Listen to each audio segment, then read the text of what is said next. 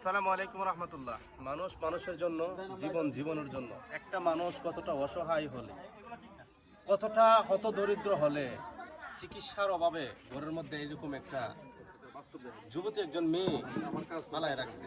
ভাই, যে কারো দেখলে মায়া লাগবে। মায়া কার অন্তরে নাই? প্রত্যেকটা মানুষের মায়া আছে।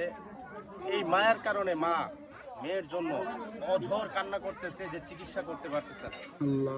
গত 2 দিন যাবত আমাদের মানবিক টিমকে অনুরোধ করতেছে আমরা দেশীয় প্রবাসী সকল ভাইদের কাছে পৌঁছে দেওয়ার জন্য তার এই করুণ কান্না।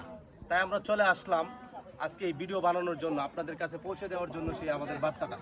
ভাই, আল্লাহর রাস্তায় দয়া করে ওই অসহায় বোনটির পাশে আপনারা একটু দাঁড়ান। ওই অসহায় মার কান্নায় একটু আপনারা মায়ায় পড়েন। অসহায় পরিবারটাকে একটু সহযোগিতা করেন। পাবে ইয়ালাই রাব্বিকুমা তুকাজ্জিবান।